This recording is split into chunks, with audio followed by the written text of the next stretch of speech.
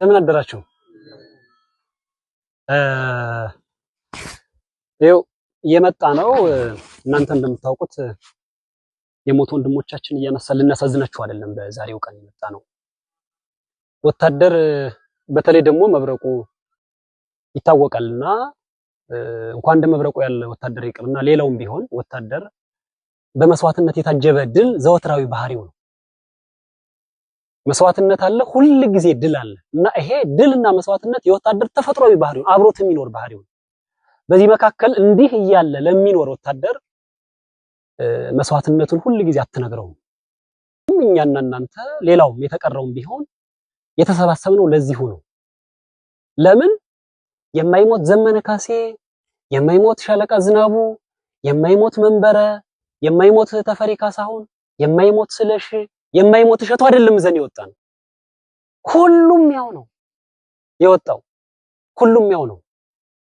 የማይሞተው ማን ነው? የወጣችሁለት አፈሙዛቸው የዞረው አማራነት በአጠቃላይ ካለው ፍጥረት ያለ ጊዜው ያለ ገደቡ የፈጠረው ፈጣሪ ና ሳይለው ያ እንዳይሆን እንዳይጠፋ ነው። አማራነት እንዳይሞት ነው ጫካ የወጣችሁት።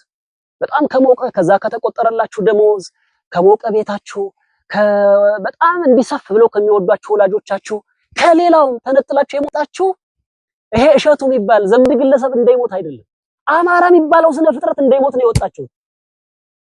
አማራ የሚባለውን ስነ ፍጥረት ወይም የአማራን ሕዝብ ከሌሎች እህት ወንድሞቹ ጋር እስከ ዳግም ምጽአት እንዲኖር ነው የወጣችሁት። የማይሞተው አማራነት ነው እኛ የወጣንለት አማራ። የማይሞት የሆነ ግለሰብ የለም። አፈሙዛቸው የቆመው ለዛ ነው። አማራነት ህልው ሆኖ እንዲኖር ነው። በጠላቶቹ ያለ ጊዜ ገደቡ እንዳይጠፋ ነው። እሱን ልትጠብቁ ነው። ጥቅል አማራነትን ልትጠብቁ ነው። እሱን ህልው አድርጋችሁ ልትኖሩ ነው የወጣችሁት። ስለዚህ የማይሞት ፍጥረት የለም ማለት ነው ከመካከላችን። የማይጎል የለም ማለት ነው እስከ ነጻነታችን ድረስ። አማራነትን ወደ ክብርና ልዕልናው ልትመልሱ ነው የወጣችሁት። ያኔ ነው ሞታችን የሚቆመው። ስለዚህ በየቀኑ የምትከፍሉት ህይወት የምትከፍሉት ዋጋ ወጣትነታችሁን ትታችሁ ሌላውን ነገር ሁሉን ነገር ትታችሁ ይኸው የምታዩት ነው። በየቀኑ የሚከፈለው ትግሉ አፈሙዛችሁ የወጣበት ትግል እናንተ በጧት የወጣችሁበት ትግል የነፍስና የስጋ ዋጋ ነው የሚከፈልበት። እንደዚህ በየቀኑ አንዳንዶቹ በጣም ይቀልዳሉ።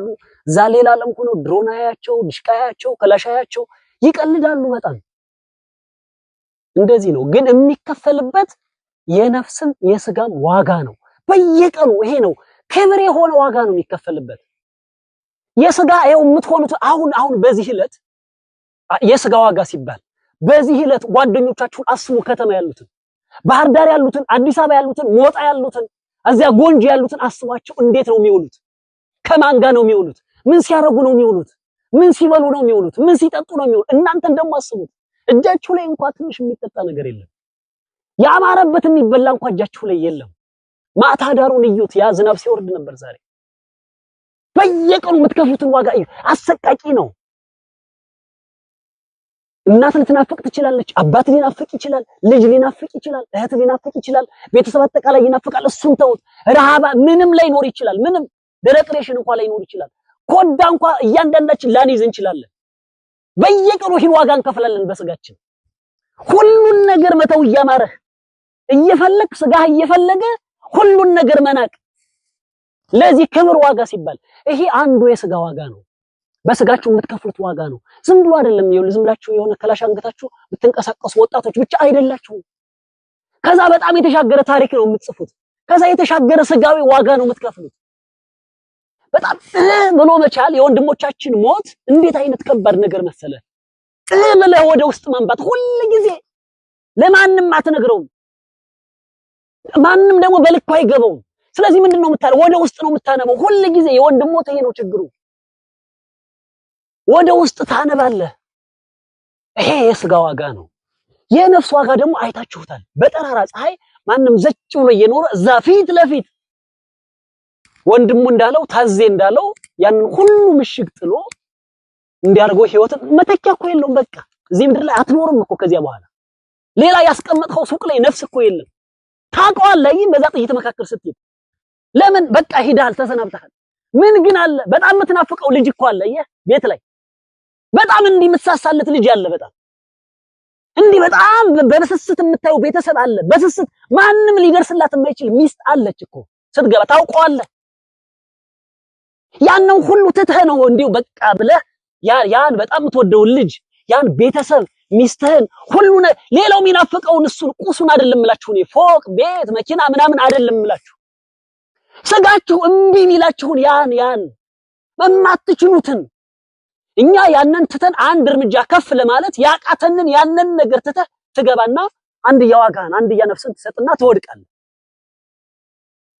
ከዛ መውደቅ ጀርባ ያለውን ዓላማ እዩት። ይሄ ነው የነፍስ በጣም ውድ የሆነ ዋጋ፣ በጣም ውድ። ማንስ ያን ይጥሰዋል? አሁን ማን የሞራል ልዕልና አለው? ያንን አሁን እኔ በጣም እንዲህ በእንትን የሚቦርቅ ልጅ ቢኖር ያንን ትቶ የሚጥስ ማን ሞራል ያለው አለ? በዛ ደረጃ የበቃ ብቁ የሆነ ማን አለ ከመካከል? እናንተ ካልሆናችሁ በቀር መንበሩ ካልሆነ በቀር ቅድም እንደተባለው ነው። ከትናንት እስከ ዛሬ በጠልፎች ነው ያለፉት። እዚህ ላይ ድርጅቱ ጭምር ደግሞ ዓላማውን እዚህ እጃቸው ላይ ያስቀመጠባቸው ልጆች፣ አደረውን ያስቀመጠባቸው ልጆች ናቸው። እነዚህ ልጆች ሁሉን ነገር ትተው ድሮ ነው ምውት የሆኑት። ይቻል ነበር እኮ አዎ ገብቻለሁ በዛ ላይ ግባ ምናምን ብሎ ደሞም ግዴታ አይደለም። ቢያንስ እንኳን ድሽቀው ካለበት ላይ መሆን እኮ ይቻላል። ከላሽ ይዘህ ምናምን ሳይፈር ይዘህ እንድትተኩስ እኮ ማንም አያስገድድህም። ህጉ ራሱ ፕሪንሲፕሉ ራሱ እኮ አያስገድድህም እኮ። ይቻል ነበረ እዛ ድሽቀው ላይ ሆነ እንዲህ አድርገህ ተኩስ፣ እናንተ በዚህ ላይ ግቡ፣ በዚህ ላይ ጠላት እየሳሳ ነው፣ በዚህ ላይ ማፈግፈጊያ ቦታ አለ ብሎ መቀመጥ ይቻል ነበር። አለመሞት ይቻል ነበር። ያለው ሁሉ ነገር ትቶ እንደሚሉን ብንሆን ኑሮ እነሱ እንደሚሉት ለነዋይ ለሌላው ሆኖ ዛፈን ውዛችን ያነሳ ነው ቢሆን ኑሮ እንዲያ ማድረግ ይቻል ነበር። ግን አይደለም። በትክክል የያዝነው ዋጋ፣ በትክክል የተቀመጥንበት እዚህ ዓላማ፣ በትክክል አፈሙዛቸው የወጣበት ይሄ በጣም የከበረ ዓላማ ነው። የተቀደሰ ዓላማ ነው። የነፍስም የስጋም ዋጋ የምንገብርለት የከበረ ዓላማ። ሐዘናችን አሁን አይደለም የምንገልጸው። ይሄን ቃሌን እንዳትረሱት። በእርግጠኝነት ነፃነታችን አውጀን፣ ነፃነታችን መቼ ነው የምናወጀው? ጠላቶቻችን አጥፍተን አዲስ አበባ ላይ ከሌሎች እህት ወንድሞቻቸው ጋር ጎንደር ካሉት፣ ሸዋ ካሉት፣ ወሎ ካሉት ወንድሞቻቸው ጋር ዝክረ ሰማዕታት ሐውልታቸውን አዲስ አበባ ላይ ተክለን ነው የምናከብረው። ያኔ በጋራ እናነባለን፣ እናለቅሳለን በደንብ ያኔ ሐዘና። ይሄን ቃል እንዳትረሱት። የሚቀር ማንም አይቀርም። ያቀር እርግጠኛው ነው የምነግራችሁ። 7 8 ምናምን አይደለም። የወንድማችን 40 ሳናወጣ በዚህ መካከል በ30 ቀን ውስጥ አንድነታችን እናውጃለን እንደመለው አማራ።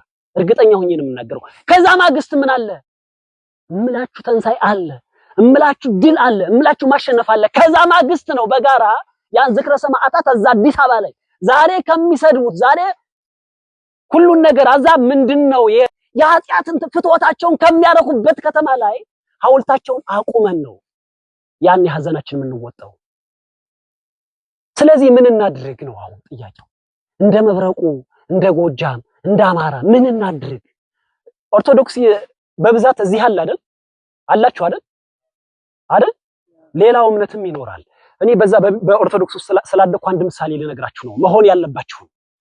በኦርቶዶክስ ውስጥ ቤተክርስቲያን አለ። በቤተክርስቲያን ውስጥ ካህን አለ። ወታደር ማለት ህይወቱ እንደ ካህን ነው። ካህን ምን እንደሆነ ልንገራችሁ አንድ ምስጢር። በተለይ ደግሞ መብረቁ ከዚህ በኋላ ይሄንን መሰረት ምንድነው ባህሪው አድርጎ ልምዱ አድርጎ ባህሉ አድርጎ እንዲወስደው ፈልጋለሁ።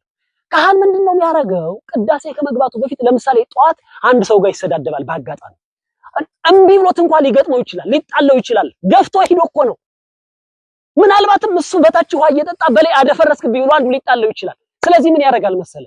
ነገ ጠዋት ቅዳሴ ከመግባቱ በፊት ሩጦ ይሄድና ይቅርታው ጓዴ፣ ይቅርታ ወንድሜ ብሎ ይቅርታ ይጠይቃል። እሱ ብቻ አይደለም፣ ወደ ቅዳሴ ሲገባ እግሩን ሁሉ ታጥቦ ንጹህ ሆኖ ነው የሚገባው። ለምን? ሄዶ ቤተክርስቲያን ስለሚቀድስ ቅዳሴ ሲገባ ያ የሚያቀርበው መስዋዕትነት ከእግዚአብሔር ዘንድ እንዲደርስለት ነው።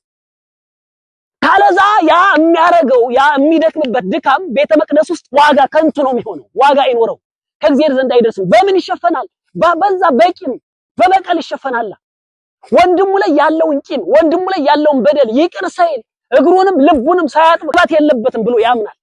ስለዚህ ንጹህ ሆኖ ነው የሚገባው። እናንተም እሱን ነው የምትሆኑ። ወታደር ይሄው ነው። ለምን? በየቀኑ መስዋዕትነት ነው የምትከፍሉት። ይሄው መንበርን አያችሁት እኮ፣ ይሄው ሌላውን አያችሁ። ከእናንተ በላይ ሞትን ማንም ያውቀዋል። ስለዚህ ያ ሞታችሁ የክብር ሞት እንዲሆን ያ መስዋዕትነት የከበረ መስዋዕትነት እንዲሆን ያ ሞታችሁ የክብር አክሊል እንዲያሰጥ የተገባ ሆኖ እንዲገኝ ሁሌ ንጹህ መሆን ከወንድሞቻችን ጋር ፍጹም ይግፈኛ በቃ ምንድነው ይስደበኛ ከፈለገ ደስ ይበለው ይምተኛ ከፈለገ ደስ ይበለው ከሞተ በታች ያለውን ነገር ያወርድብኝ ደስ ይበለው ይርካ በቃ ንጹህ ሆነ መኖር ሁሉ ጊዜ ቂም ካለ እሱን እርግፍ አድርገህ መተው የማይሞት ማንም ስለሌለ ግማሾቻችን አንደርስም ይሆናል እስከ ነፃነቱ ድረስ ግን ንጹህ ሆነ መኖር በየደቂቃዋ በየሰዓቷ ካለ ወደ ጎን ወንድማዊ ግፊያ እንዳይኖር ወንድማዊ ልፊያ እንዳይኖር አንዳችን እንኳን በውስጣችሁ ቂም እንዳይኖር የለም በርግጥ አውቃለሁ ገናና ነው መብረቁ በጣም ገናና በጣም የተለየ በየቀኑ የምትሰሩት ምን ከዚህ እስከ ደንበጫ ዓለም ያቀውል እንደምን ሰው የሚጎለው ምንድነው እንደ ካህን ንጹህ ናችሁ መገኘት በጣም በዚህ መካከል የምንከፍለው ዋጋ የከበረ እንዲሆን ዓላማችን ጫፍ እንዲደርስ ነፃነታችን እንዲታወጅ ፍጹም እንደ ካህን ንጹህ መሆን ከዛ ቅድም እንዳልኩት ደግሞ ምን ስትገቡ መስዋዕትነት ከዛ ደግሞ ድል ይሄ ያለ ነው የባህሪያችሁ ነው የሚሆነው ከዛ ምን ማድረግ ከዚህ ቀጥሎ እንደዛ ከሆናችሁ መሰረቱ እንዳይናድ መጠበቅ አየህ መዝገቡን በዛ ቅድም ታዜ እንዳለው ምንም ባልነበረበት ሰው ሰርግ ላይ ጥይት ሲተኮስ ሲደነግጥ በነበረበት ዓለም ላይ ሰው ከተማ ላይ አይደለም እንደናንተ ወጣት እኮ ነው የምላችሁ ሌላው እንኳን የበቃው ሰቆቃውን እንኳን በልኩ የሚረዳው ሰው ከተማ ላይ ሲዘንጥ በነበረበት ዓለም ላይ እዚህ ሞጣ ላይ ጥይት ያጮኸ ያኔ ገና 2014 ያኔ አጣ ግን ደግሞ በየቀኑ የሚያብብ በመስዋዕትነት ላይ ከዛ ተፌን ታስታውሳላችሁ በቃ አለቀ እሱን አጣ ግን ደግሞ በየቀኑ ምን እያለ ነው ሄደው እየናረ ንረቱን እየጠበቀ ነው ሄደው መብረቁ በቁጥር እየጨመረ በግዳጅ አፈጻጸሙ እየጨመረ ግርማ ሞገሱ የበለጠ ከፍ እያለ እያደገ ነው ሄደው ትናንት ደግሞ ወንድማችን አጣን አሁንም ያንን ንረት መጠበቅ ነው እስከ መጨረሻው ድረስ የሚጎል ይኖራል ጎደሎ ይኖራል ያ ጎደሎ ማን ብቻ ይሞላው ታዜ ብቻ ሊሞላልህ አይችልም ሌላው እሸቱ ብቻ ሊሞላልህ አይችልም እናንተ ብቻ ልትሞሉት አትችሉም እሸቱም የመብረቁ ሰብሳቢ ነው ታዜም የመብረቁ ሰብሳቢ ነው ተፈሪ የመብረቁ ሰብሳቢ ነው ዘመነ ካሴ የመብረቁ ሰብሳቢ ነው ሁላችን የሆነን ሁላችን ያን ጎደሎ እምንሞላው ተጠራቅመን በጎ ሆነ ስንንቀሳቀስ ነው ያን ጎደሎ መሙላት ሀዲሉን መጠበቅ መሰረቱ እንዳይናድ በእነዚህ ሰዎች የማጣት ብዛት እንዳይናድ እሱን ጠብቀን መሄድ ሌላው በጣም ቀላል እሱን ጠብቀን ከሄድ በጣም በንጽህና የወንድሞቻችን ሀዘናችን እንዳልኳችሁ ቀን አለው ጊዜ አለው እንዳትረሱት ይሄን ቀን እናከብረዋለን ያኔ እናንተ የመብረቁን ያን ግርማ ሞገሱን ጠብቃችሁ ታሪኩን ጠብቃችሁ ደግሞ እንዳይንኮላሽ በክብር የወደቁበት ዓላማ በተራ ትንሽ ደቃቃ ነገር በተለይ ደግሞ በስጋዊ ፍትወት በስጋዊ ፍላጎት እንዳይንኮላሽ አደራ እሱን ጠብቀን ወንድሞቻችሁ መቻል ወንዶሎ አለው ሰው ነው በቃ አለቀ እኔ የምችለው ግን ምንድነው አሁን በተፈጥሮ ስዩም የማያስተካክለው ግን እሸቱ የምችልለት ምንድነው ጎደሎ ያለው ያን ማወቅ ተፈጥሯዊ ጎደሎ የታዜ ተፈጥሯዊ የሆነ ጎደሎ ምንድነው ያለው እሸቱ ያን መሸከም ግዴታው ነው እሸቱ ሙሉ ሆኖ መሰለ እንዴ ከዘመነ ካሴ ጋር ሰዓት ፈጻሚ ሆኖ የሚንቀሳቀሰው ማት ጎደሎ አለው በእሸቱ ውስጥ ያን ጎደሎን ግን ማን ተሸክሞታል ዘመነ ካሴ ያን ጎደሎ ማን ተሸክሞታል ተፈሪ ካለ ዘመኑ አይቻልማ ሙሉ አይደለም እንዲያ በመሆን ውስጥ ነው አብረን ያለነው እስካሁን ድረስ እናንተ የምትችሉት ጎደሎ ምንድነው በወንድሞቻችሁ ከዛ መረዳት ነው በቃ ኦኬ ይሄ የእሸቱ ተፈጥሯዊ ጎደሎ ነው ይሄን እረዳዋለሁ ምንም እንኳን ቢያረግ እሱን እያረጋችሁ ወንድሞቻችሁ እያወቃችኋቸው ከዛ እየቻላችሁ ተፈጥሯዊ የሆነውን ነገር ደግሞ መቻል እያደረግን በየቀኑ በእርግጠኝነት በድል እንገሰግሳለን ነገ ከዛሬው በተሻለ ሁኔታ ቅድም እንደተባለው የወንድማችን ክብር የሚመጥን ተጋድሎውን የሚመጥን የሞተበትን ዓላማ የበለጠ ደግሞ ወደ አንድ ምዕራፍ ከፍ የሚያደርግ ስራ በቅርብ ድርጅቱ ራሱ እየቀመረ ነው እያዘጋጀ ነው ለሱ በስነ ልቦና እንደ ትናንትናው ሁሉ በደንብ መዘጋጀት ዛሬ በደንብ በክብር እንደሌለው ሁሉ በደንብ ዛሬ እንዴት ነው እየዋሉ ያለ እስኪ ሄደን ዝም ብለን እንያቸው እንደው እንደዚህ ተሰባስባችሁ ሳይሆን የፈለግነው እስኪ እንደዋዛ ዝም ብለን አዋዋላቸው እንያቸው ብለን ነው ሩጠን የመጣ ነው ግን ዘወትራዊ እዚህ በግብርም በሌላም በሐሳብ በድርጊትም እዚሁ ከናንተው ጋር ነን አብረን እንቀጥላለን መልካም ባል ይሁንላችሁ እግዚአብሔር ይስጥልኝ አመሰግናለሁ